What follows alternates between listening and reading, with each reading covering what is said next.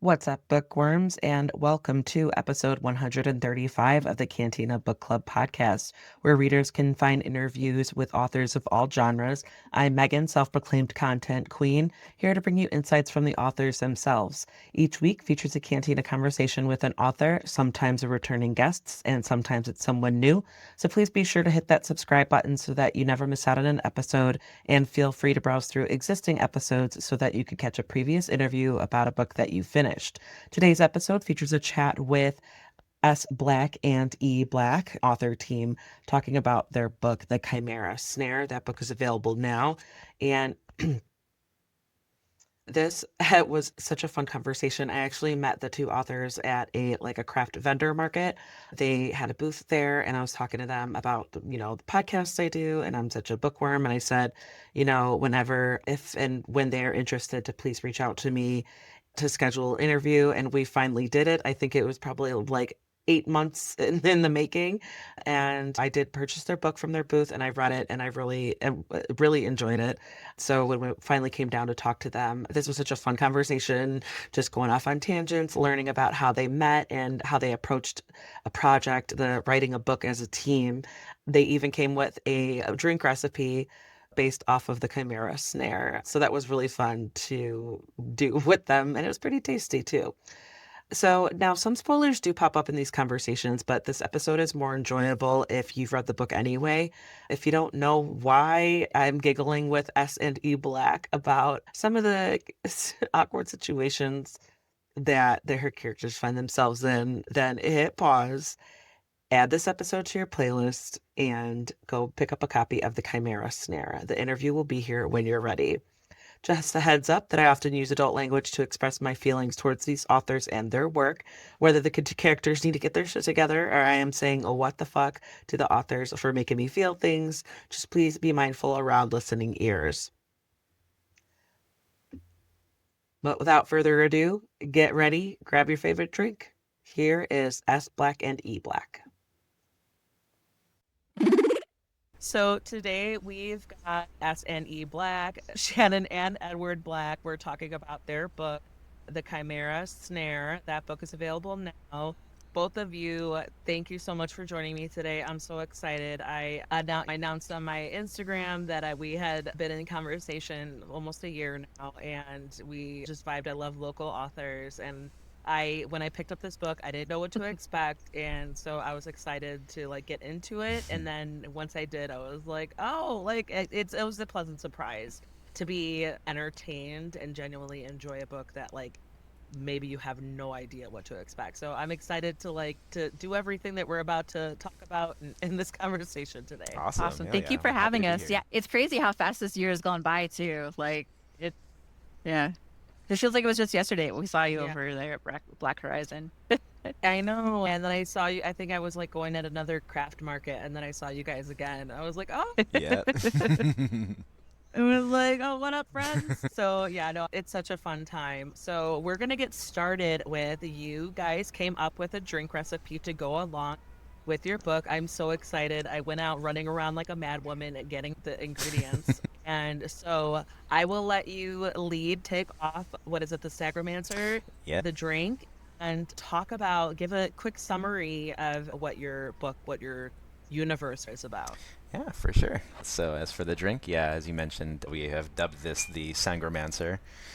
And Sangromancer is, as far as the story is concerned, that is essentially a user of blood magic that we've implemented into the Chimera Snare. One of our characters is a Sangromancer, a user of blood magic. And yeah, and as for the cocktail itself, we wanted to do just a very layered flavor palette, if you will, to it, just because this character does have a lot of layers to it. For one thing, there's some pretty edgy sides to him, but also some very warm and comforting sides, and so it fit. And so I put together a little gamut of things that we enjoy to just round it out. I know you're talking about Vaughn, correct? That is Vaughn. Yes. Yep. Yes. I was like, okay, I could easily identify him. Because he kind of starts us off, right? When readers are he's there and we know that he's trying to do something. Exactly. And it's a little heartbreaking. That's our introduction to him, that he doesn't it's almost a little hopeless, right? Yeah, yeah, that was the kind of little creative liberty that we took with beginning the book with the prologue. You're immediately introduced to Vaughn, and he is within this dream walk, searching for somebody, and you find out who it is. Like he's searching for this guardian that's been banished away, who is trapped within a human being on Earth, and the only way that he could really find her was to search for her dreams, and just because the nature surrounding how she was banished, which we would get into exactly how it was done later in the book, you get the idea that like when she was banished, like she could really just be anywhere in the cosmos. Like how do you fathom where to start? So in that sense, it was like hopeless for a bit. But lo and behold, there's this archaic method of searching for somebody to find their dreams,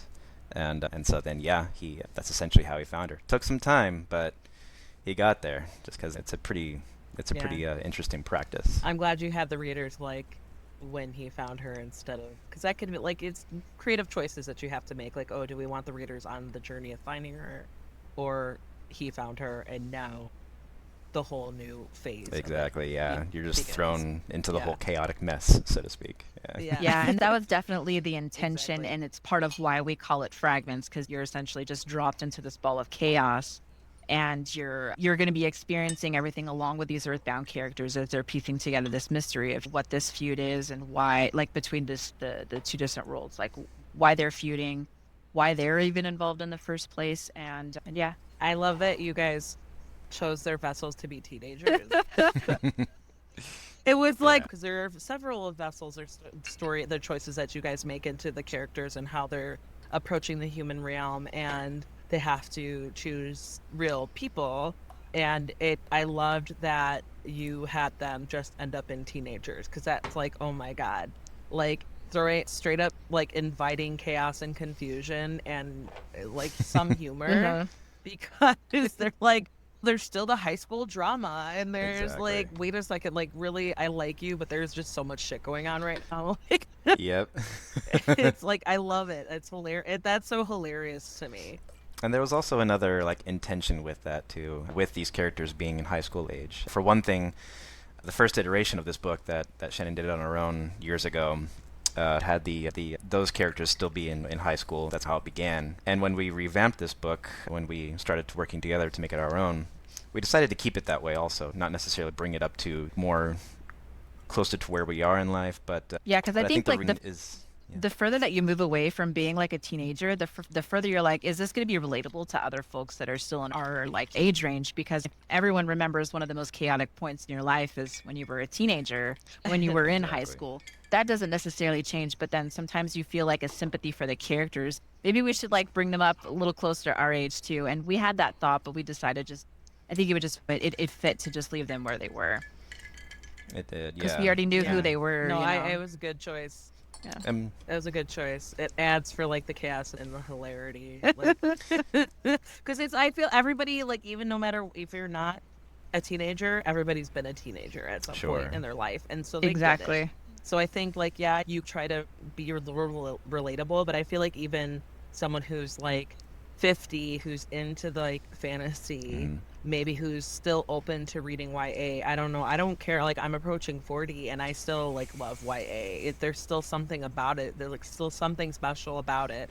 Whether it's the coming of age, or it's the language, or it's just really like you're discovering something at when your prefrontal cortex is not fully developed. It's really, it does add us something special. So no matter what age, it's like everybody can appreciate, I think, characters who are teenagers, because you're just looking at them, you're like, you kiddos, Right. like, you guys, what's so obvious that you're vessels to someone on like, it's and before we get, so if you want to give real quick, if you want to give a rundown of the recipe so that people can know the ingredients and then know the steps, because it's just simple. You just got all these ingredients and you mix it up. Yeah. And then Shannon, I want to give you a chance to hype up your mocktail recipe, your tea. So just I would love to just have put you on the spot and make you do a little instruction. Of course, yeah, yeah. Excited to. Yeah, for the Sangromancer, start off with an ounce and a half of pisco, And I love pisco just because it's. I mean, This is it's. the first time I've ever had a purchase Pisco. I got it on Oh, sale, cool. so I Even better. Yeah. really, No, pisco. yep. Pisco's great. My family. My mom is from Peru, and that's a lot of where my heritage I comes was gonna from. say, yeah, I didn't had no idea it was like South Hmm. American or whatever, and so that's really Yeah, cool. it's So you're a half? half. Yeah, or yeah, maybe three quarters, something like that. I don't know. Okay. Oh, good uh, for you. but Yeah. yeah, I'm half pisco. Mexican. Gotcha. All right, so yeah, that's the base of it. Pisco. Just give it like this, like kind of fruity, pungent vibe to it. Next, you add 1 ounce of whiskey, and you could really use any whiskey you want. I would probably recommend something just a little tiny bit smoky. I really like Japanese whiskey, so I chose this one, the Tenjaku.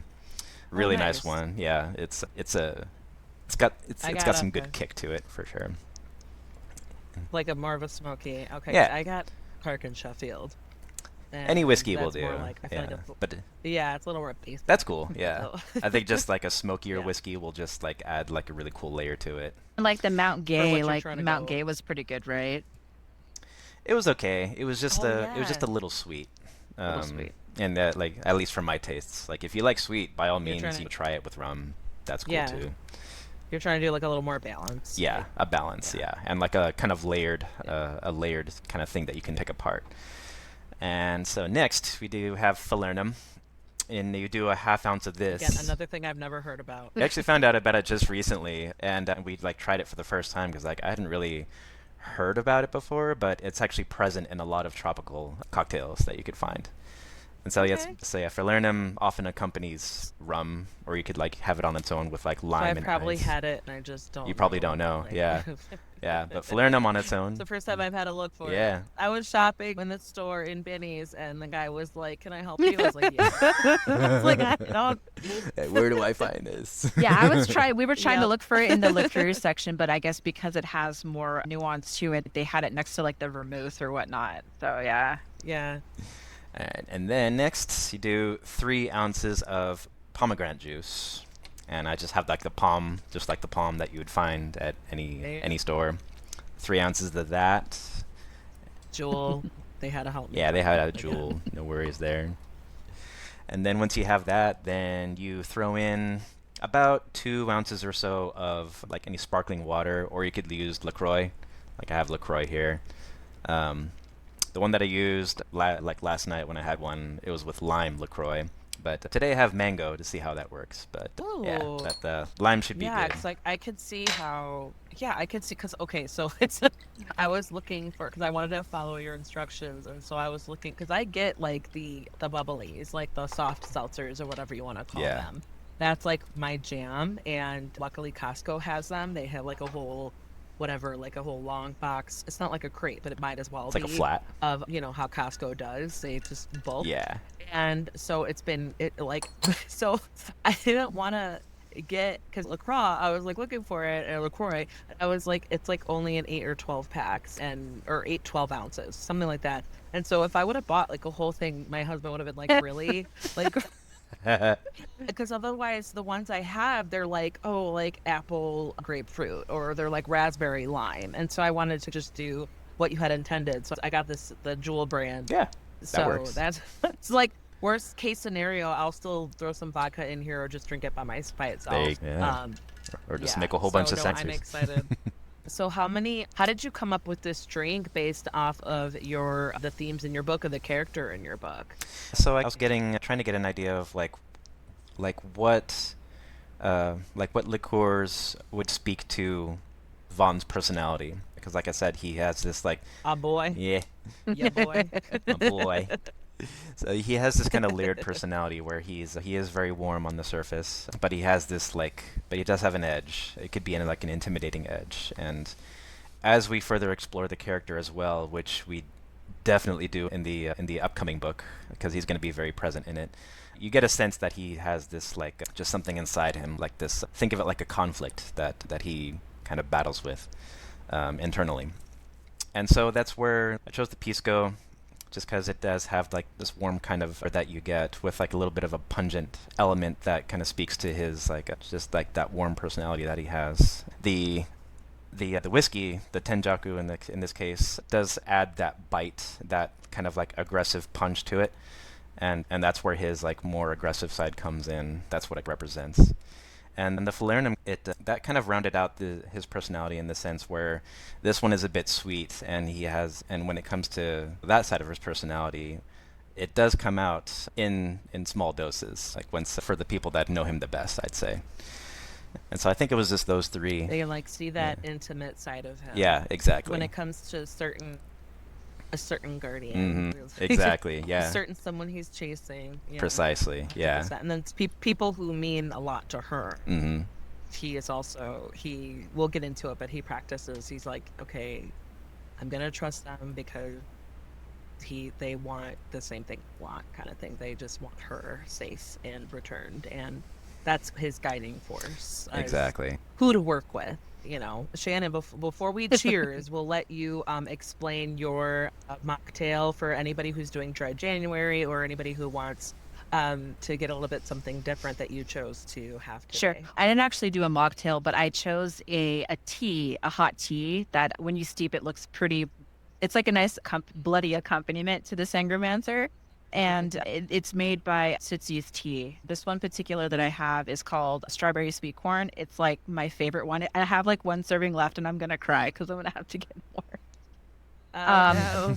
Gotta go restock. But the gal who owns it, she's super cool. She just opened up like a retail location in Wisconsin, and a women-owned, indigenous owned, and that kind of will wrap in a little bit more, interestingly enough, to Vaughn as well, but like more his backstory that we get to in the second book, so that's like a nice little tie to it. So for me, like while we've been preparing the tea, so like preparing the other drinks, I've let mine steep so you can see how it's, I like that. Yeah, at the bottom, it's like really dark with blood, like the blood color. And then, so when I pick it up and then, now he's going to try to knock it out of my hands. He's like, hey, hi. But we just like let the little wash through and the whole drink just turns like this beautiful blood red. And it's funny because I love that it's color. so beautiful. And I was usually drinking out of like the mugs that you can't see. And then once I started, it was this one and then the Ube Amore, which is like another purple one, which you can also do for like a mocktail. Like if you add a little bit of like simple syrup and then some lime or lemon, and it'll change like the color from like that like deeper blue to like a nice really pretty like pinkish purple because it has the butterfly pea in it. Yeah, it just looks really beautiful to drink. And so I moved from the mugs you can't see through to the ones you can, so I could see it better. You gotta take advantage of those absolutely colors, seriously. Yeah. I was about to drink. I'm like the worst person with cheersing. It's okay. Now we were hyping up the colors. You're like, yes, let's go. Okay, cheers. Cheers. Digital clink.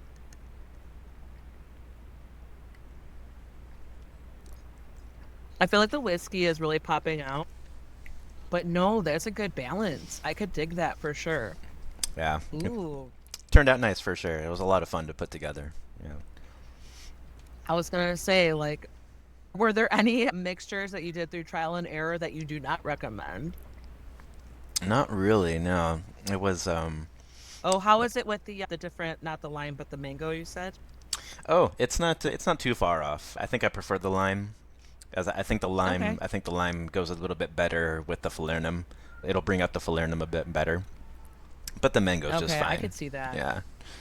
I could see that. Yeah. Oh, so cool. So fun. Thank you so much for going through the trouble of doing that. Oh no. And Oh. for letting, anybody who's listening to this and watching this, they can check it out while they're reading Chimera Snare, or I'll have this drink recipe ready for when you guys got the next story coming out. So to move on to talk about your story, your project. So we talked about basically a summary of the book and we teased it. Do you want to explain it a little more in detail, or else we could just go straight? Yeah. But I'll leave it up to you if you want to just go for it, or if you want to like be a little coy.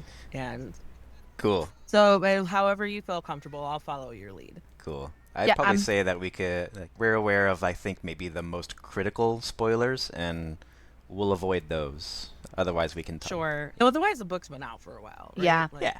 And we're getting ready to release the second one too, so Now, is the second one, is that a prequel? I think I was looking and I saw Yeah, that. yeah. Or, Yeah, oh, it that's is. going to be, Yeah, that's great. Okay, so we got like a couple topics to talk about because I want to explore all of that. yeah. Let's see. So, first, I want to talk about how you both approach this as like a partner project, writing not just individually, but together as a team, how you approach it. And also, this is your debut, right? Yeah. Correct. Like, Yeah. congratulations. That's Thank you. like huge. Like, how I want to know, like, I want to explore like your experiences of like not only approaching a debut and also working on it as Yeah, a this team. was an interesting one actually, because I know Eddie had mentioned it earlier, but I had written the first iteration of Fragments back in 2015 and just released it on the down low. Like I knew I wanted it to be a story, like a series, this and everything. So we actually started working together on book 2, which is that's what's coming out, Reflections, in the spring. And that's the one we had written on from the ground up. And it actually wasn't until we were done with that we had the universe had expanded so much that we knew we had to go back to the first iteration of Fragments and just rip it apart, completely rewrite it, and make it our own creation. So for that, it did take it was a bit different because it's like we wrote 2 books to get to the one to release it, essentially. Yeah. Yeah, and it was a really cool process too, just because like when she had like really invited me to into the project to do this with her, um, it was a fun thing to like figure out the technical side of it. Because the way it started out was that we would just sit in front of one machine. Like I would maybe like have my laptop on like with me, sitting on the couch, and we're like sitting together, and one of us would be typing, and then the other one would be like spouting off like, hey, write this, or how about do this. And so it was a lot like taking dictation, and it did not work No. at all. It was a painful process. Oh. So after we figured that out, that it was just not going to work, we weren't going to finish this book ever, we decided to just write independently. Like we could take like assign chapters to each other, or if there was like a certain character that one of us jived with more, or we just wanted to just see what we could do with any certain character, we would then just go that way. Like, okay, write this chapter or write this character for a while, and then we just do it independently.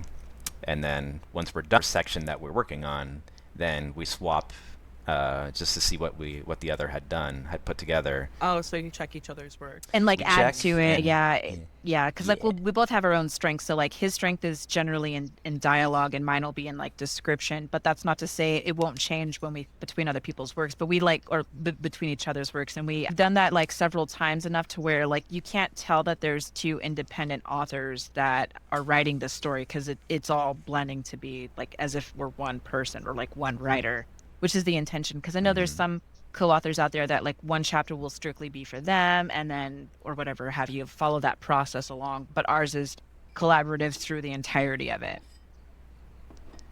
Exactly. Yeah, that's so interesting. It's like you had to just figure out what works and through trial and error. Mhm. And I think that's cool to have that collaboration and figure it out in the process. Like, and you also, I'm sure you learned a lot more about each other through your writing and through checking each other's work and being like, what are they doing? Or being like, oh my God, they're brilliant. Or being like, because I'm thinking like, because we get multiple points of view. And so was there anything like you're talking about, you had mentioned, oh, a character that they connected with. Did you run into that where it's like, no, I want these chapters and I want these Funny you chapters? mention that because there'll be ones that we do, I think we both want to write, and if we can't settle it by like just talking through it, we'll usually Oh, did you have to fight over So- characters? I mean, Which I don't ones? know how bad the fights really got. I think I know you really like doing Claymar and Vaughn, and yeah. like for me, I mean, I really like writing the messed up stuff. So like Joro, you also did Marisek too, like a lot of Marisek's development.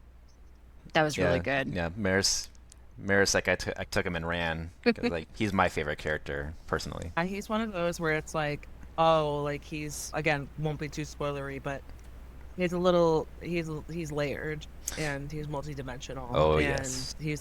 he's got more up his sleeve than what the readers initially get. Yes, absolutely. Yeah, he's definitely got some secrets, and Yeah. the whole idea of secrets or like secret hidden knowledge is a theme that we have running going through the series so far, and the interesting thing too is that as much as he was without giving anything away, with as much as he championed like unbridled truth, he still has secrets of his own.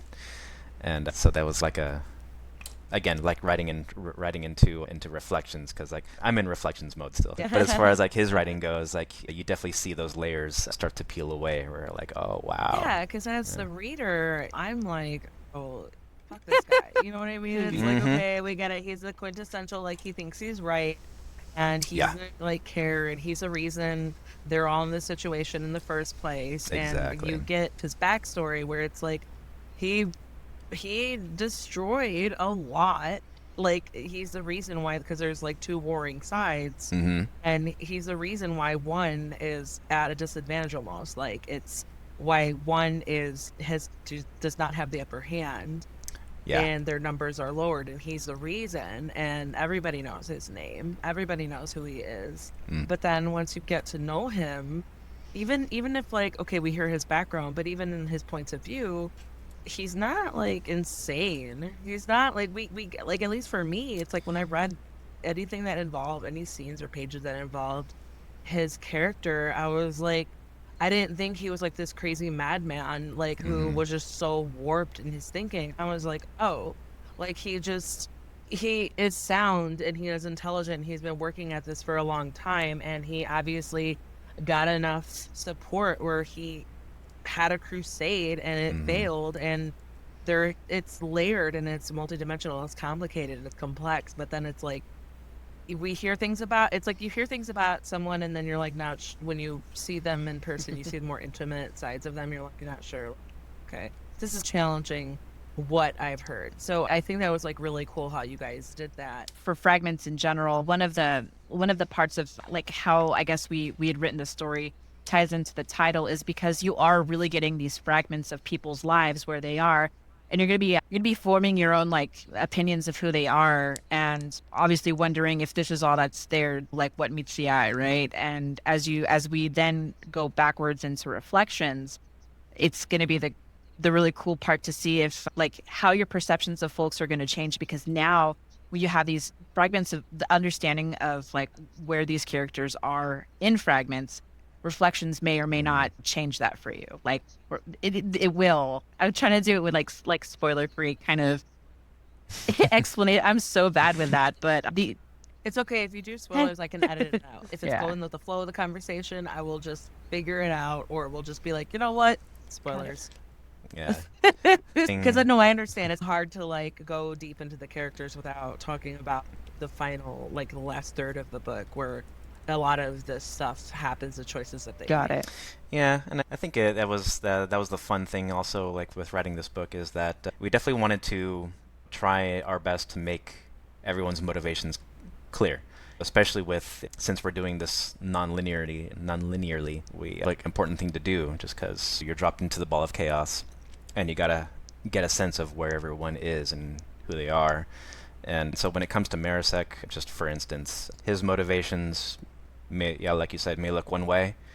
Not necessarily, like, it's not like he's ranting like a madman or anything like that. But as you go on, you realize that his intentions, his motivations, are very sound. He might have gone about things in a very deranged kind of way, but nonetheless, his motivations are very strong, and they're rooted in Like, something very close it's to like, him. because there's who the people who still follow him, or who's his right hand man is Jin. Yeah. It's like Juro, when we meet him, he's still capable, and he's not like, there's parts of him that are a little fucked up, because he's like a wild card, right? Like, he's like, no, I'm gonna do this way. Yeah. Joro's a Marasek, psycho. that's like, Yeah. you fucking asshole. Like, what? So why do you keep Exactly. fucking things Yeah. up? You keep fucking things up. Yeah. And then there's also like, oh gosh, what was it? God, I forget what his name is. Navarin's like Kumiko? the person. Yeah. Kamiko. Yeah. Yes. Where he knows him, right? Like, he's not, he doesn't have a close relationship with, it's because, it's okay. So I'm trying to figure out, I've read like 3 books. That's since I okay. read your book. Keep track of like all my mental notes. So yeah, so Kamiko, and he's on Navarin's side, he's on that side. Mhm. But it's Vaughn and Claymore who on technically Marasek's people. So it's, yeah, because we kind of trust Vaughn right from the get-go. You get us to trust Vaughn because he's like straight up like he's not trying to be evil. He's trying to like get back to a woman that he obviously cares about. He's been working at it for a long time. And so we get this impression that like, okay, we know he's not the maybe he's a hero, but he's maybe not the hero. He's hero adjacent because we're just getting introduced to him. But we also know that he's fighting for his life and for the life of his love and or someone who he cares about because we don't know the depth of the relationship yet. But when we learn later, like, oh, six on the same side, then that's like, oh, when we, as the reader, at least for me, like, oh, okay, and like establishing sides, but then also it's complicated. Okay, let's do this. Like, Yeah. so when like Juro, but yeah, Juro, he's like a wild card. But I again, I'm gonna go all over the place because I do want to touch on the whole vessel and the whole magic system where they travel, and then also we talked about it a little bit, but like choosing teenagers who are like they don't know what's going on, and they're like, oh my god, Trish and Rachel. Yeah. Rachel. I love how I don't think this is a spoiler, but I love how Navarin and Luena. yes, Yeah. Luena. There, I don't have my notes in front of me. I had like seriously, I had like 5 pages of notes, and my notebook is in my bag somewhere in the house. So I had like I take notes, and they get more unhinged as I was reading along in this story. So yeah, like Navarin and Luena. I love how there's clear personality differences, and the Oh, yeah. vessels that they chose are clear personality differences. I love that because Rachel and Trish are very like Trish is straight up. I don't know if I should say like I'm gonna sound like a fucking lunatic if I start talking like what I'm dreaming. And then Rachel's doing it. It's like She's an open book. doesn't She even will know what to open do. book She- about like what's happening in the beginning, and then it's like very like hesitant to embrace what's going on. And then she's like, oh, Yeah. like maybe I should go talking about Yeah. this freely. And then because she's dealing with her own shit because she's like got a kind of a tragic, her brother and her mom have a tragic backstory and all that. Sure. So like I said again, like they're dealing with real life and also teenage drama of her boyfriend cheated on her and all that, and all the cliques and everything that like everybody knows. Oh, I got cheated on. And then, oh, this cute new boy, Tobias, is like wanting to be with her, and he's like so cute and supportive. And that's like, oh, just kidding. He's a target too. It's like, so it was like so funny to me where it's like there's this serious shit going on, and then the vessels that they ended up in were also best friends, but they were like teenagers in high school. Like I love that. I want to explore that. I want to talk about that, and I want you guys, yeah, like please humor Absolutely. me because that was like course, so yeah. funny to me. Yeah, for sure. The a couple things about that side of this whole thing going on in Fragments is that yeah, these two teenagers' lives are happening, and when this otherworldly conflict comes to light, and Rachel and Trish realize who they are or like what's happened to them, that Navrin and Lowena have been cast into them. They're hiding dormant inside them in a sense. It was fun to put in perspective like what this day-to-day high school life looks like and how it unfolds, and put it up against this crazy conflict that is really just surrounds this whole fate of existence sort of situation.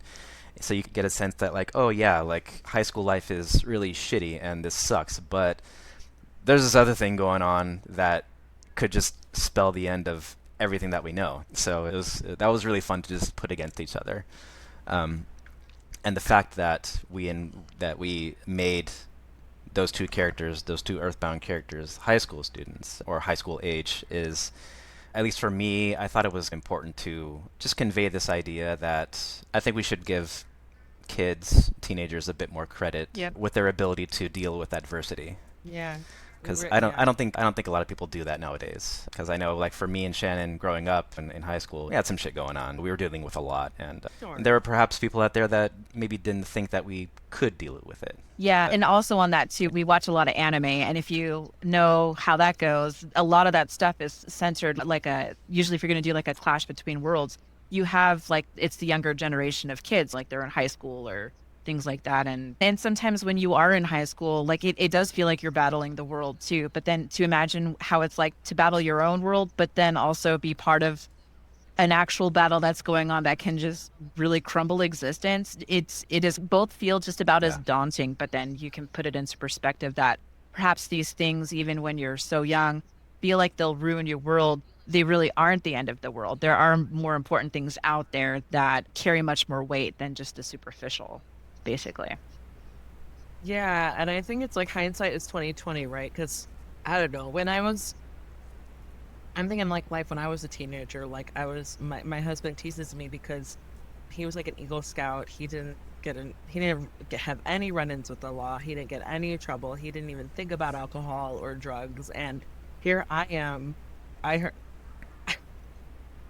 truth bomb, and I'm not too ashamed of this. Look, I got arrested when I was 17 because I got pulled over for a broken taillight, and one of my friends in the car freaked out, and the cops saw him trying Oh, to hide shit. something, and then all went downhill from there. Ooh. Yeah, it wasn't Yeah. even like, it was straight up like I was on the way to drop everybody off at home, and someone goody two shoes freaked out, and I was driving a station wagon. They're gonna see you through the back window, whatever you're doing, reaching around. They're gonna catch that, and I don't know. I feel like teenagers are like an easy target Sure. because Yeah.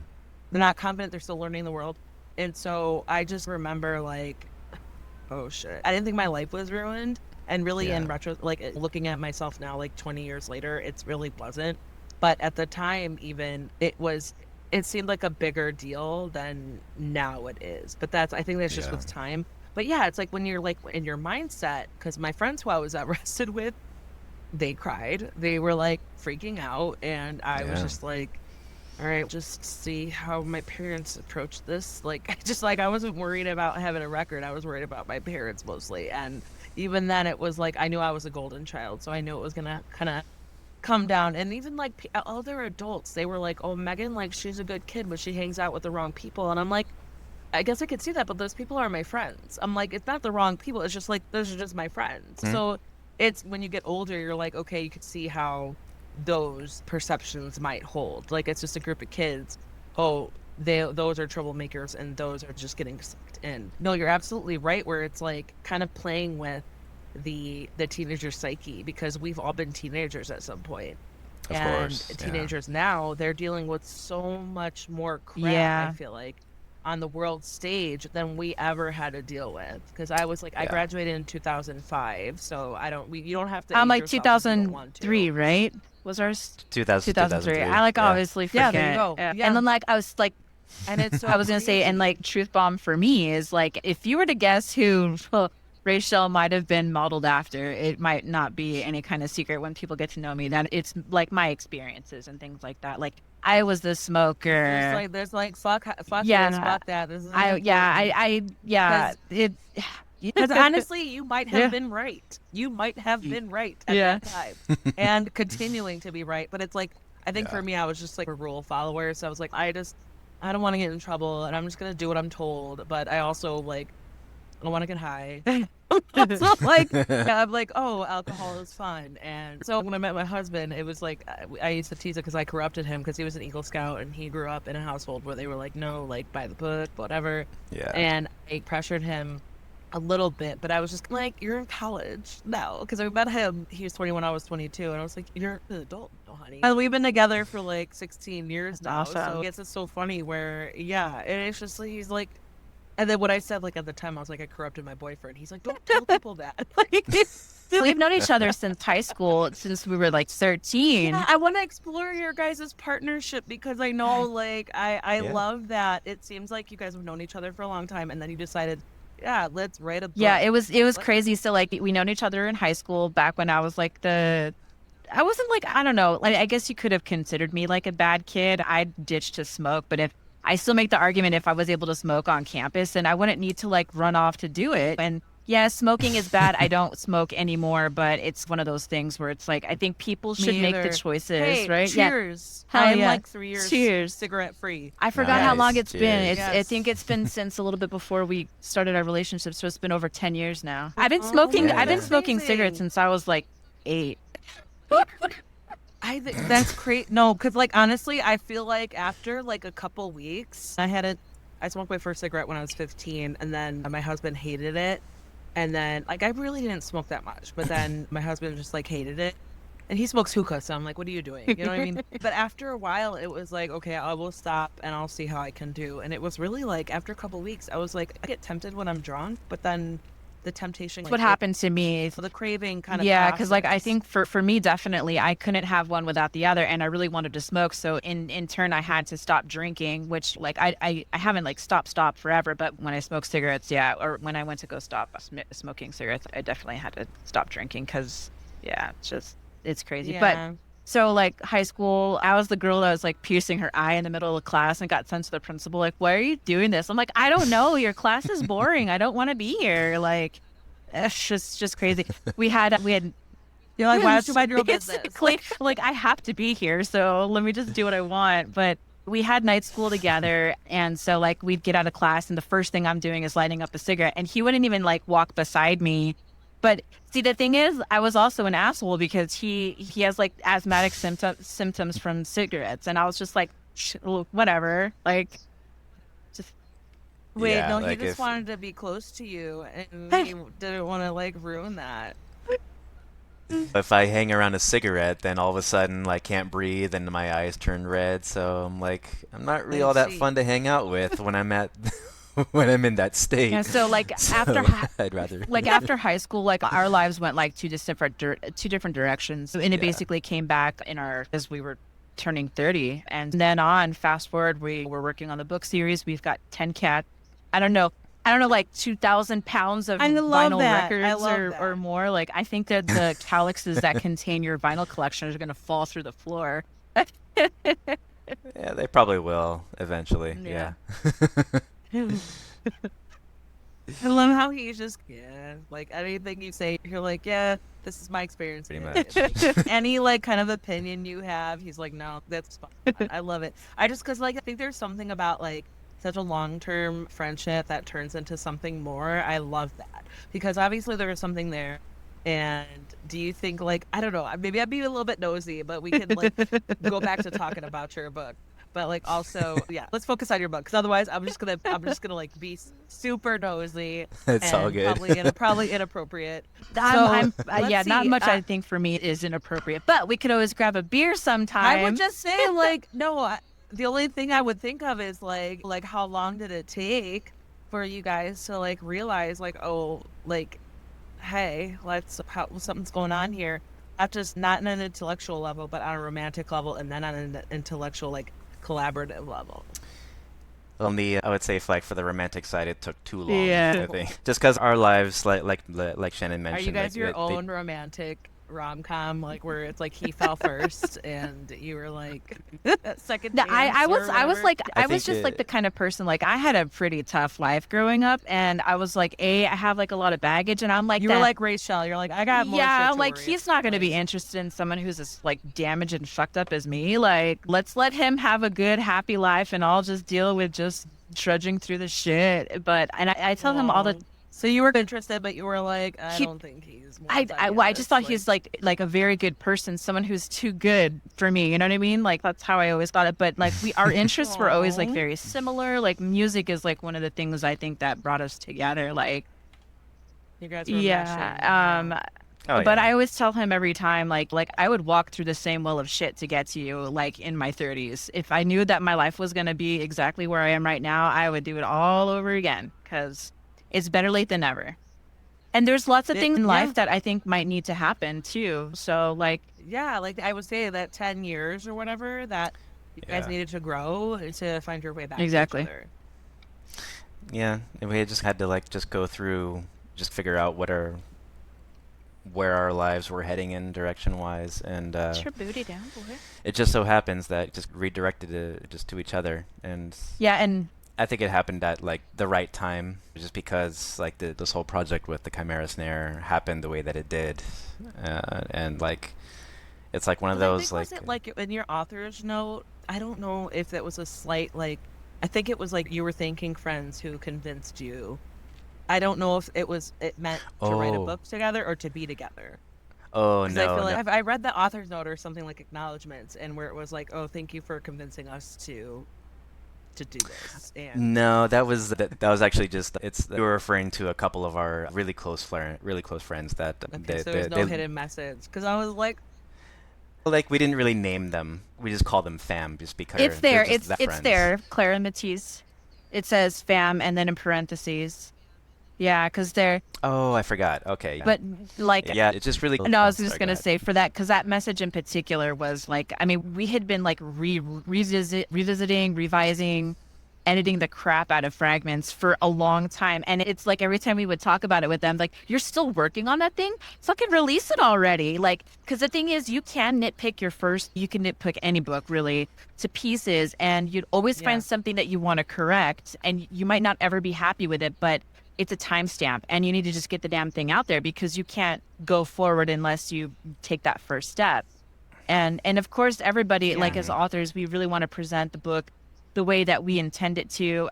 And I know like I have since made some like moderate like grammatical revisions that are in like the digital version, which if you're interested I could always like give you the link to that. But it's like you just can't help maybe some of those things. And if you look back on something that you've made like 10, 15 years ago, you might be like, "Oh my God, I can't believe it." I you're a different exactly. person.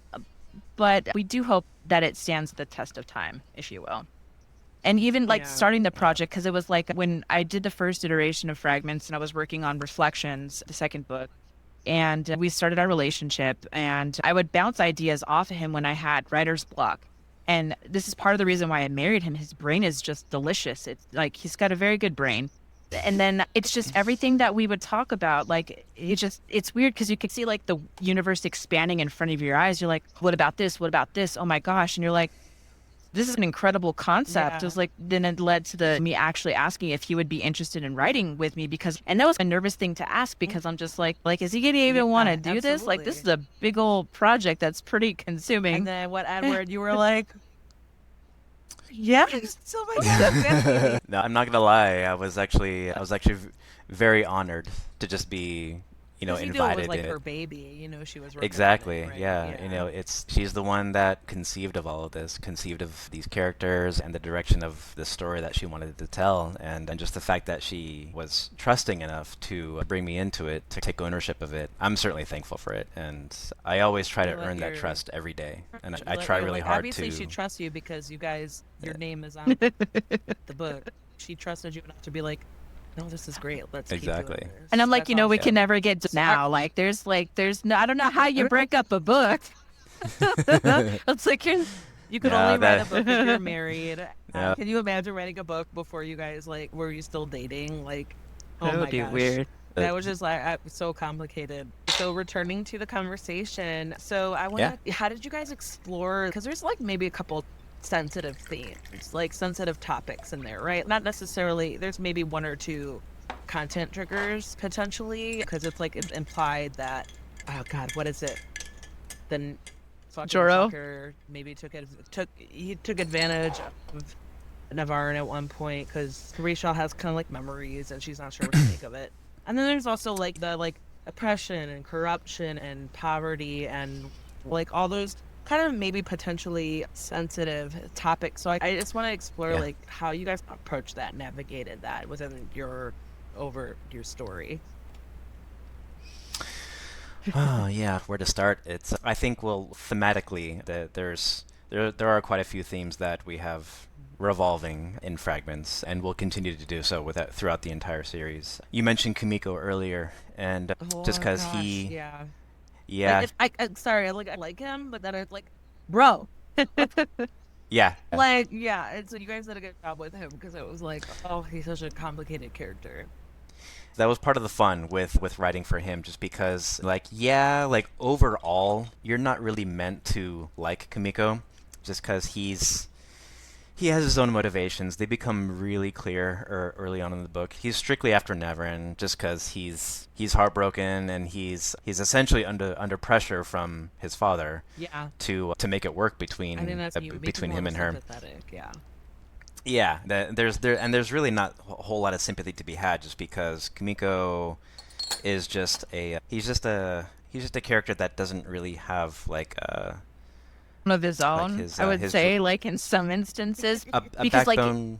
He's a Yeah, in Yeah. some situations, because we could all relate to pressure from like parents, for example, and then has to be a point. And it's tempting because he's like, wait, I can get what I Exactly, want. because it's like you can go about it like the against the grain way, which is like, look, I know that this is the way it's supposed to be. Things might not have worked out between me and Navrin, but like, we got to get her back. And I know I've got these people screaming at me saying, hey, you guys still need to be together for X, Y, and Z purpose. But am I going to follow that pressure and just at least do what's right? Or am I going to like also get what I want out of this in the same vein? And like I was saying, anyone who's like, I guess, used to any kind of pressure like that, you have a couple ways that you can approach it. Like, A, you could do what's right, or you can be a little bitch and don't. 'Cause, yeah, like That's his dad is no. This is how you're gonna get what you want, and he's like, no, this is how it's supposed to be. This is how it's supposed to be, and then Kamiko's Yeah. like, yeah, I can reconcile with that, if even if it might not be pleasant along Yeah. the way. And then we That's see yeah. later when those things start to happen, he's like totally uncomfortable with it. He's like, this is Like, what did I Yeah. do? Why did I listen? And it's almost That's just like having that, if you would have just stood your ground in the beginning and gone against the grain and did what's right, this wouldn't have happened. But then you're faced with this part of being complacent. Like, are you just going to accept what's happening because in some way you did get what you want? But then we'll later figure out like a little bit more with what happened with Kumiko and how like the end of all of that goes. But because it's like heartbreaking. Because at least for me as a reader, I'm like, oh, he has the potential to be, because he makes sound decisions, and he has the capability to work with people who are essentially like of warring sides, right? Like he's capability to like look past the differences and to work with people who he does not agree with. And Well, he's been led to believe that they are his enemy. And then it's like, oh, as soon as he gets someone gets on him, he feels like he's between a rock and a hard place. And that's it's yeah, heartbreaking. You know what I mean? Because it's like, oh, there were so many times where I was like, oh my God, because he was crucial to things being successful, to the goal Yeah. being to make happen. And then so it's like, to just see him where he ends up, it's a little heartbreaking, right? Like, it's, at least for me, Yeah. it was just fuck you guys for writing him that way. It was it's where I'm like, that's fuck you for making me feel Yeah. things like But that's really that was really the intention behind like exploring this theme of manipulation.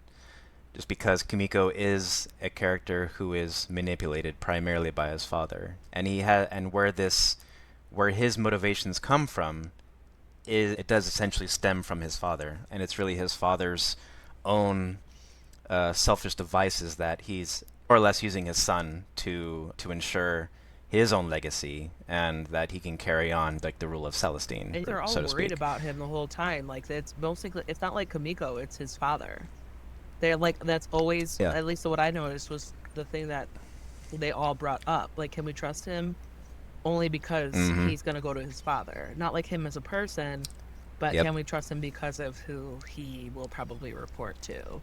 Like, that is, Yeah. and that even then, it's like, oh, it adds a little like nuance, right? And it's Yeah, his father Benson is nuanced in that respect, and we were careful to do that just because of what you learn about him in the next book. It's yeah, The prequel? things so kind I'm of gonna get be blown. like, oh, this motherfucker. We'll just say that things get blown wide open in the next book, especially when it comes to Benson. So so it's Benson. great. With a name like Benson, it's no good. That's not good. I agree. You know what? I have not known a good Benson. So let's see. I want to play around with some other questions. Ooh. Of course, bring him Ooh, on. I'm gonna throw this at you. What were the most challenging parts to write? What were the most enjoyable parts to write? Ooh. Huh. So, go ahead. You guys both had like that moment. I think one of the Shannon might say the same thing. I think one of the one of the challenges that we run into is just because Fragments, in particular, this version of Fragments is a revision essentially, and so I think the challenge that we both faced was certain elements, certain key points of the story that needed to be let go. That, for one thing, didn't really work with respect to Reflections anymore, but also two could be improved to like make more sense, to give like certain urgency or more appropriate response to certain things that happen.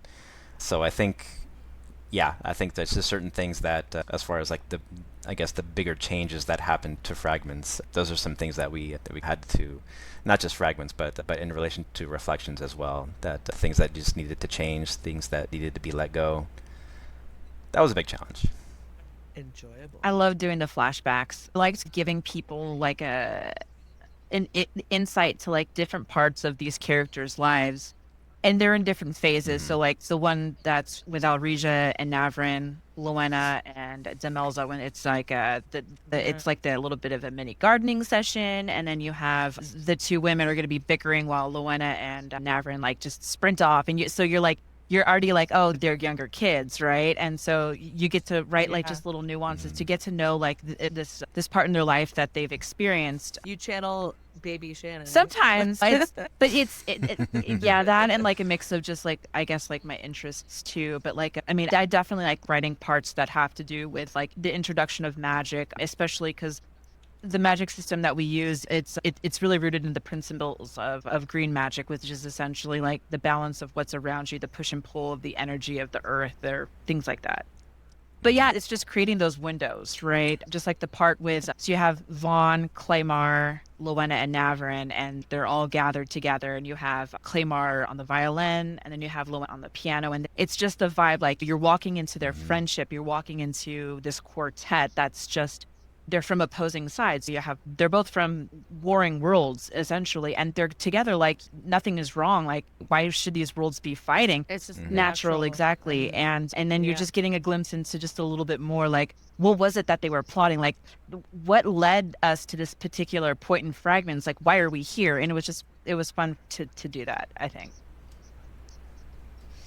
Yeah, and that speaks to the probably, I think we would say maybe the most, like the biggest theme that we revolve around is memory in Fragments. What we harp on is that like these, we introduce these flashbacks, these recollections of these memories that Rachel and Trish are having that really belong to Navrin and Luena, and it's this theme of memory that is just really special, just because memories are essentially they are what memories make us who we are. It's as we go through life experiences, like, and they shape who we are. They shape our personalities. They shape our motivations, and so on and so forth.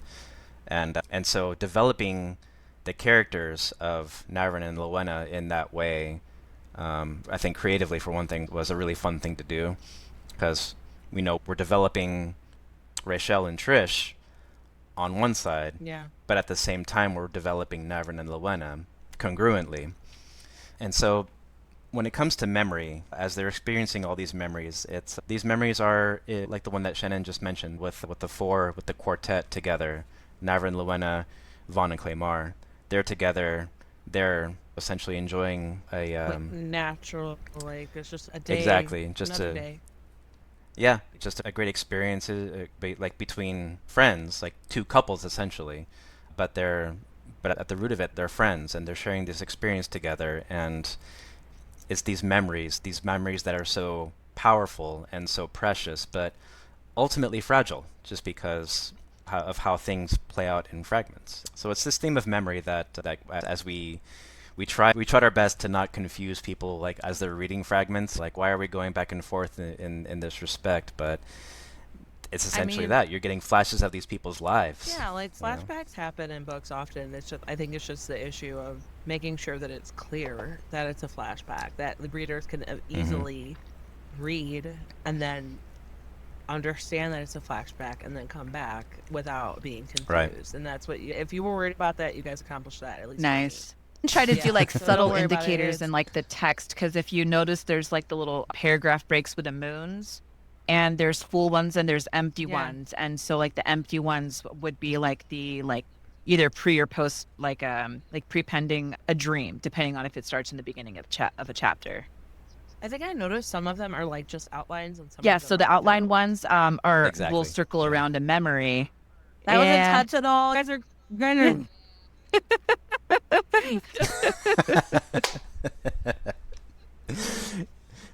No, I didn't even think that. I was just like, oh, there's probably a reason. But I didn't like I was just into the Yep. story, so I didn't even think I was like, oh, I just noticed it. Yeah, I'm done. yeah.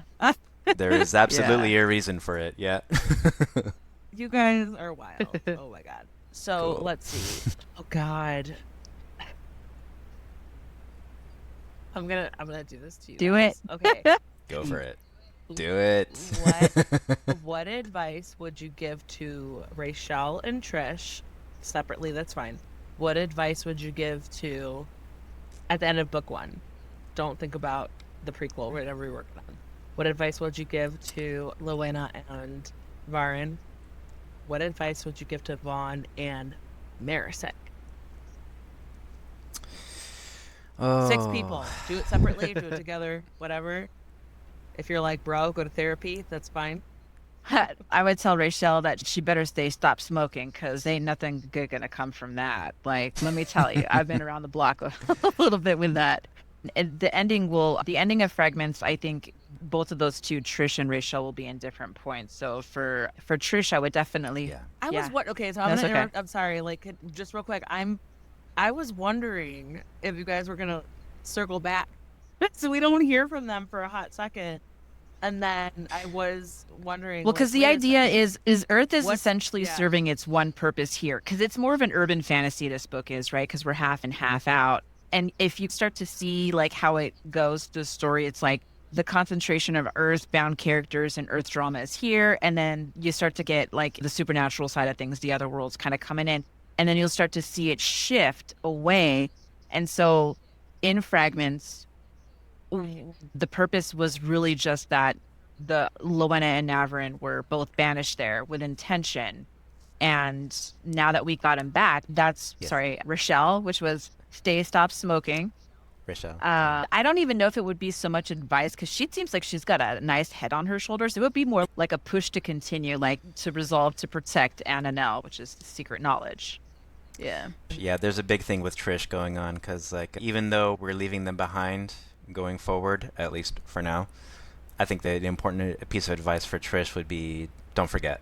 Was that hard for because you guys you're- to leave them behind? We're No, already here because, on like- Earth. like- We can, they 'cause- can. Nah, Yeah. we're good. Like, Yeah, They because needed to be left ultimately, alone. yeah, because like ultimately, there's a bigger story to tell with Vaughn and Navrin, like on the otherworldly side. In Fragments, that was like the original this piece point. of the overall story, as far as like Earth is concerned, is like Earth is just the setting of like this piece of chaos that happens. Like this is where it's taking place, and after this is like not resolved, but it's finished. As you can see from the way that Fragments ends, there is a hint that things are going to change in a pretty profound way when Marisek casts Vaughn away. You're led to believe that things are going to change. And we do that with intention, which is essentially the reason that we wrote the upcoming book, Reflections, the way that we did, where it is prequel material, but we are illustrating things in a way that, like with respect to Vaughn in particular, yeah, you'll get there. Boy, Boy, he's a yeah. potential book boyfriend where it's like he's a little dreamy. He's got that hint of dreaminess, but then he's also like, I'm gonna fuck you up if I need to. Like he's love Yes. a bad boy who can fight for themselves and who also is devoted. Yeah, to very, very his devoted. person. Very devoted. Yeah. Edward, how Oh. was that hard to like read? I don't know. I feel like some men are like uncomfortable with the romance, like the intimate scenes. And I know there was a couple points where it was like, oh, there was details. even though some of them are funny. Like, how did namely? I think we know what season. I couldn't help but cackle. It was like, oh, she got poked in the eye with a dick, and it was like, Yeah. I thought it was hilarious. you were Like like wanting to it's make it I funny. mean, How did you like handle those? Like, maybe I don't know if they make you uncomfortable or you roll with it or I no. imagine you understand. Like, I don't know. No, it takes a lot to make me uncomfortable Okay. for one thing. Like, have you? Just Okay, because weird. I've had my husband read Fourth Wing, warning him there's some spicy parts. And then I had my cousin read Hmm. Fourth Wing, and he's like, that's all he focused on. He was so distracted by the spicy parts that he couldn't focus. He couldn't pick up on everything else. Literally, there's like it's 5%. If you look across the three books, it's 5%. That is literally sex on page, or maybe there's yearning on page for a larger part of it. But he was like, oh, I couldn't Yeah. read it because every time they were together, they were like, I want to fuck you. I want to fuck you. And I was like, what about this and that? Like, there's so many mysteries. There's so many unanswered questions. How are you only reducing it to that? And it's because that's all he was so distracted. He was Huh. hung up on it.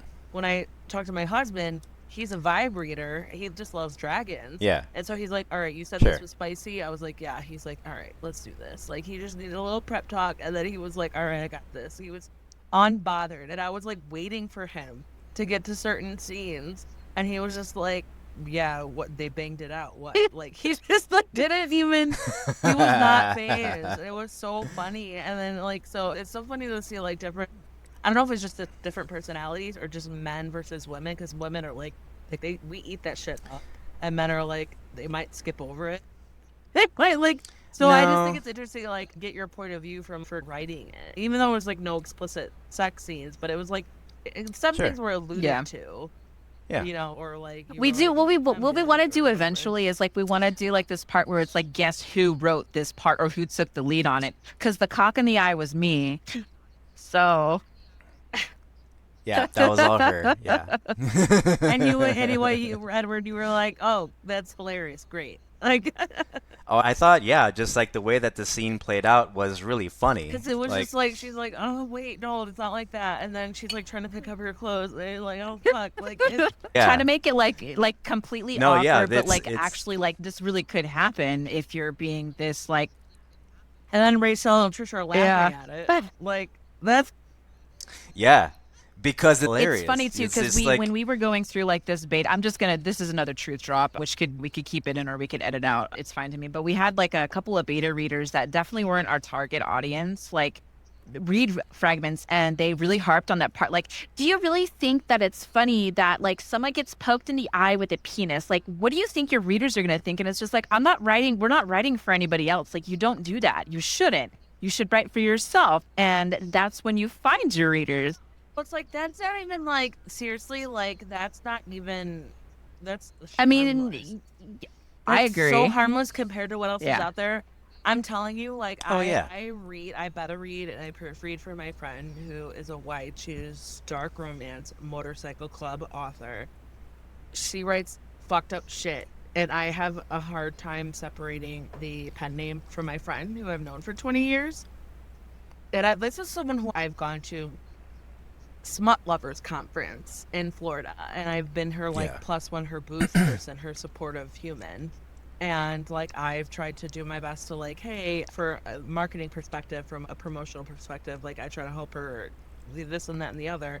I will buy her books. I mm, spend my own money to buy her books and have her autograph them because I'm like, I would not buy your books if they were in the bookstore, but I'm going to support you. I want you to succeed. I want you to find your people because there is a community for yeah, that who they love that. But it's like like I don't know. I forgot why I went off on this tangent, but it was like it's seriously like I've gone on that and where I've read some disturbing shit, like maybe that was the most disturbing, and even then, it was like maybe it's because my friend wrote it, where I was like, it's okay, yeah. but I just like it with like, oh, it's a storytelling perspective, but like there are audiences for that, Well, and but it's like it fits in the story, it fits a narrative, it fits the plot, it's a purpose to the plot, because there's hockey sure. romance, there's adult contemporary, there's like all hockey romance, all sports romance is like so booming But it's like you don't want to just be smut sex scenes for sex sake, right? Like, at least for me, I enjoy human story, a plot, in addition to sex scenes, Yeah. intimate open door sex scenes that will help illustrate how close they're getting and illustrate the relationship developing. And it's,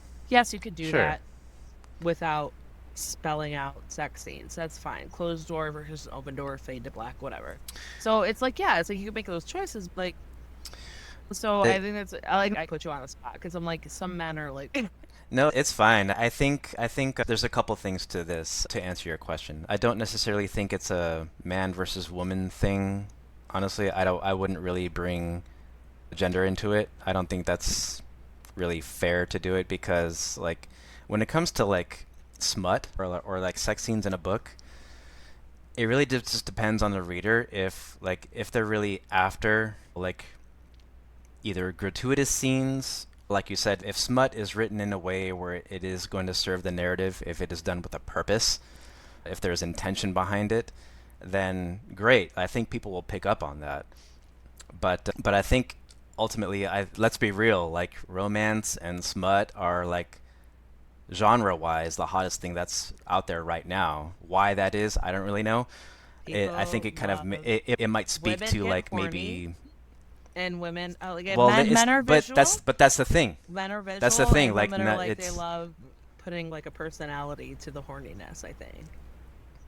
sure, but that's not to say that men don't But do the same thing. Because I don't want to bring gender into it because I think it just speaks to like if people when they read something, if it speaks to their own deviances, then they're gonna jive with it, but you regardless if can't. they're a man or a I woman, know and put it's a hard gender on it. to try not to do that, but then you can't really ignore the fact that like it's more than just like 65% of readers of smut are women. It's way more than that. So you can't ignore the numbers, but Even before Obviously, smut, more readers of smut are even women. yeah, Yeah, I even recognize even that. before smut became a thing, romance was carrying the publishing industry. Women, the Hmm. romance, the money that comes in from romance genre pays for Yeah. all the other mhm.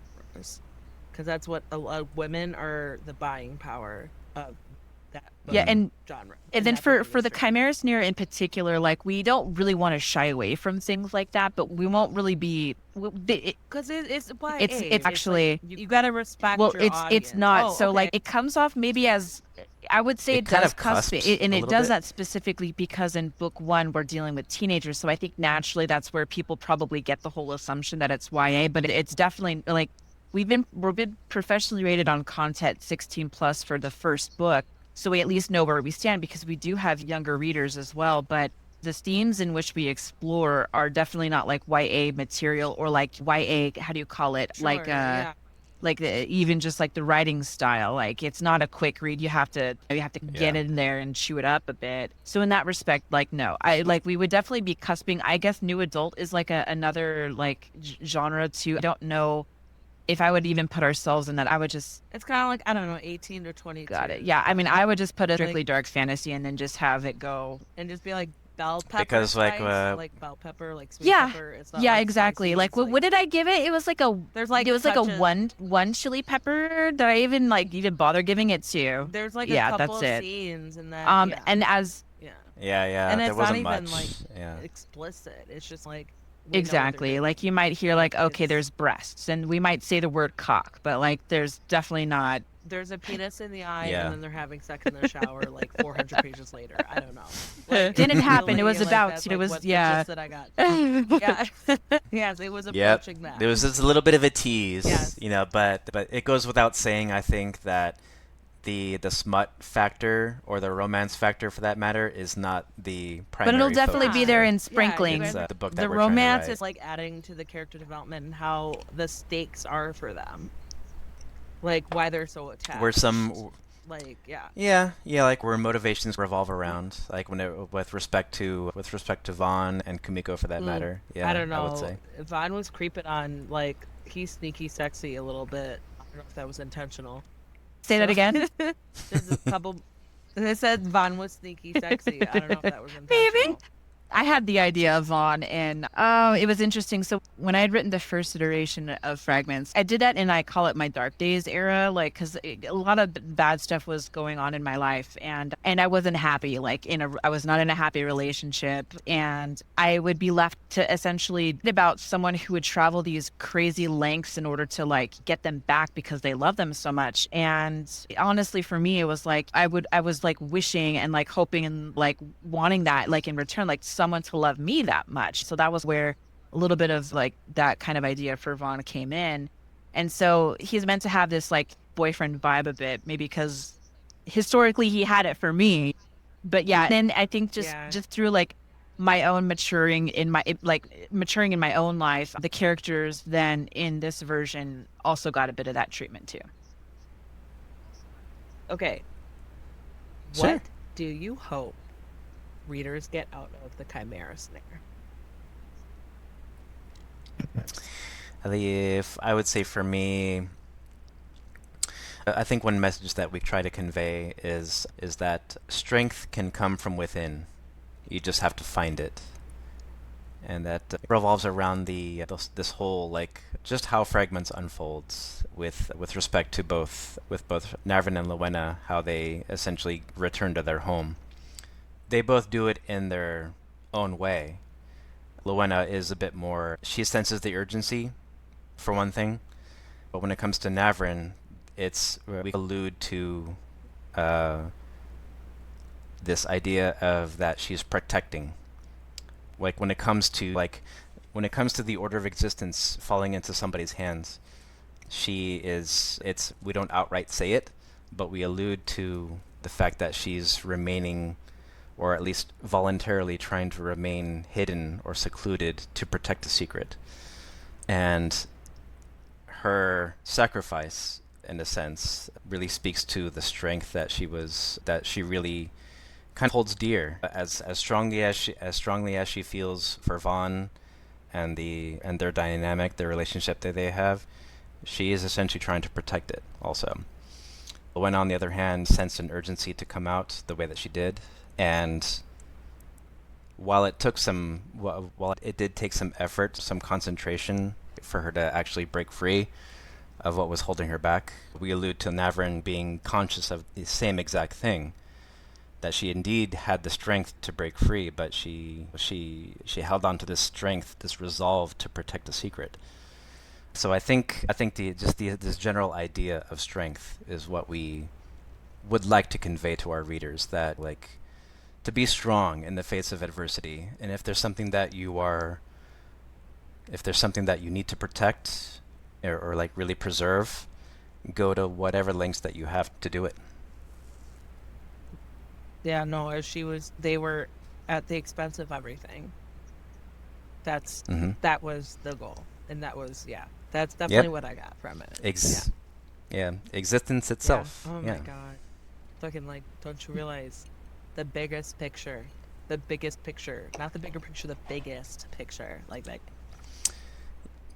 Precisely. real. Yeah, like when I was when I was talking about earlier how like putting this idea of like high school drama against the fate of existence, like you get perspective there, and things a lot more urgent in your eyes. Yeah. If you hadn't gone through these certain experiences otherwise. Absolutely. So yeah. Okay, so Shannon Edward, where can we find you online and on social media? So we're on Facebook and Instagram mostly, and it's at the Chimera Snare. We're on TikTok too. We're gonna try to be a little bit more active there, but yeah. And then It's hard. Yeah, we we have really more to the story that you can look up on our website, which is thechimerasnare.com, and the books for sale. We do list where we're physically shelved because supporting local bookstores is very important. So if anyone's interested in checking out there, we list where we're physically shelved, and then if we're not anywhere near you, then you can always it'll take you to Clarion Publishing, where the books as well as the immersive accompaniments are available there too. Perfect. Real quick, what are you allowed to talk about in terms of what you're working on next? The next in your I story? think well, definitely Reflections. Yeah, you can go ahead. I'm going to spoil whatever you probably don't want me to spoil, so you go for it. So don't get yourself in trouble. Yeah. Say, as we mentioned a few times, Reflections is the next book in this series, but it is going to take you back in time to set some foundations as to like some character origins, as well as give you an idea of like how and why like things got so chaotic. Backstory. At this What, can point in you the share story which where Fragments characters is. that we're gonna get a taste of? I think I could say four. I think the major ones that we're gonna get a bigger window into are Vaughn, Sexy for one Vaughn. thing. Okay. Yeah, sexy Vaughn, our Our boy. boy. Vaughn and Benson, Navrin, and Marasek, I think are gonna be the four that we focus on the most. You're gonna get You're their gonna make us feel sorry for Benson. No, More- fuck Benson. no. Yeah. We can at least say You're gonna that. explain it for me. I think we've alluded enough that by the end of Fragments, you realize that Benson is perhaps the bigger villain here, and with as you dig into Reflections, you're gonna understand exactly why. So I would say those four are gonna be the big ones that you dig into the most. So yeah, it's gonna be a lot of like it's gonna dive into a lot more world building, origin exploring. It's gonna get more mature, more Okay. twisted, more fucked up. So yeah, Reflections is gonna be a pretty wild ride. It's divided into three parts. Part one is called Vile, part two is Vicious, and part three is Valiant. And each will have their own mood to it. And as you follow along the journey, you're gonna understand why. Do you Presently, guys I know might when add you're also. expecting to have that? I know this is asking a lot, but do you know when you're expecting Yeah, to the have the that the for re- each of the them? release date is scheduled for the 22nd of April, but we're probably gonna have the books before that, most assuredly. Yeah. Well, no, Yeah. yeah, we can do Yeah, part so two. we might bump We it could up. do part two or part 2 and 3. Schedule 6 months from now. We'll just be like, we'll just rehash. We'll catch up, and we'll just like be like, okay, we're Yeah. gonna talk Yeah, the I'm rest down. about Fragments, and then we'll talk more of the rest about the prequel, and then we'll figure out where you guys are Yep. going from Yeah. there. Like, yeah, we gotta know. We definitely have, and we definitely have more to talk about. We definitely have more to talk about book 2.2, I guess you could call it. It's a super supplemental volume that we're going to insert as well before we get to the main book 3 in the series. I cannot wait. I'm like, seriously, when I met you guys and we chatted, and I was like, okay, I like at first I'll just support them, and then yeah, we'll have you on I'll have you on the show. I'll interview you. And then the time was like closely creeping up, and then I saw you guys again. I was like, yeah, let's make a drink. If you guys are up for it, let's do that, and then we'll make it a whole thing. And then when the date came up, we're like, oh shit. Like, we planned this like 10 months ago. And then the date came up, Right. because I loved how laid back you were. You're like, yeah, we're good. We could do this in January. Like, I love that, because We're at the laid point, back 'cause, like, people. I Yeah. usually am, like, I'm already booked out through May. I'm booking through June right now. Some in July. And just because a lot of people who reach out to me, they're already marketing their books for the release dates. And so, like, I try to coordinate with that. So that's why I was like, no, we're Yeah. good. We can wait as long as you guys want, and I'll fit you in, and we're good to go. Yeah. And so I'm like so happy that we finally got to do this, and I love like seeing you guys in the wild at Oh, another yeah. craft market and all that good stuff. So Shannon and Edward Black, the Chimera Snare, thank you so much. Again, I will boast you guys. We'll meet up again. We'll do a part 2, a part 3, part 4, part 5, whatever Heck you yeah. guys want to do. We'll just have you a recurring. We'll have it to a point where you guys are like co-hosts. I don't know. Like, hey, what drink you got for me today? Like, what tea you got for me today? I love You it. know what I mean? Hey, Shannon, Edward, That's thank cool. you so much for joining me today, and we'll have to plan for you guys to come back.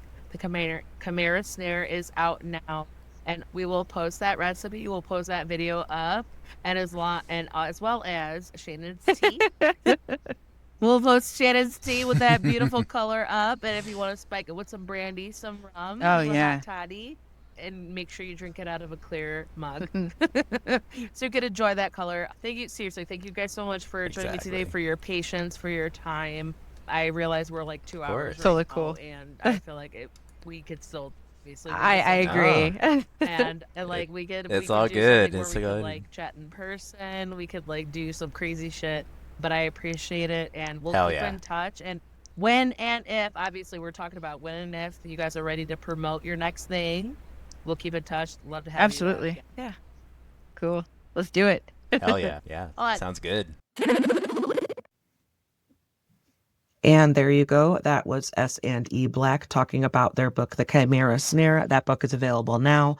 And I also believe that their prequel to that story, Reflections, also is now available. So if you're ready, you could go ahead and dive into both of those right now. Check out the show notes where you can see links where you can find the authors and online on social media and where to purchase their books. In the show notes, you'll also see where to find Cantina Book Club on your favorite social media book communities, such as Bookstagram, Book Talk, BookTube, Threads, Facebook, and more. And I would love and appreciate it if you could hit that follow or subscribe button so that you never miss out on book reviews and author interviews. If you have any book loving friends who are looking to get more out of their reading lists, please share Cantina Book Club with them so that they can find upcoming releases and interviews with authors. Another way to help this podcast is to head over to your favorite podcast player and give Cantina Book Club a rating and review. It helps me to reach so more potential listeners and fellow book lovers like you. And that goes for any podcast that you listen to. It's one of the easiest things that you could do to help out. If you need book recommendations, you can reach out to me. I'm always excited to share my recent favorites, or you can head over to cantinabookclub.com to read more in-depth book reviews of all types of genres. While you're at it, you can subscribe by entering your email on the website so that you could get new reviews and episode posts delivered directly to your inbox. If you want to support Cantina Book Club even more, you could donate by finding the form on cantinabookclub.com. And whether it's a one-time donation or as little as $1 a month, I seriously appreciate the support and will share my appreciation by giving you a shout out on the show. And finally, one of the best ways to help authors promote their works is to head on over to Amazon, Goodreads, Storygraph, wherever you rate your books, and give a title that you love a rating and review. It's free. It helps out so much. They really do rely on ratings and reviews more than we realize. And also, you could just purchase the book or shout out on social media. Thanks so much for listening, and see you next time. Cheers.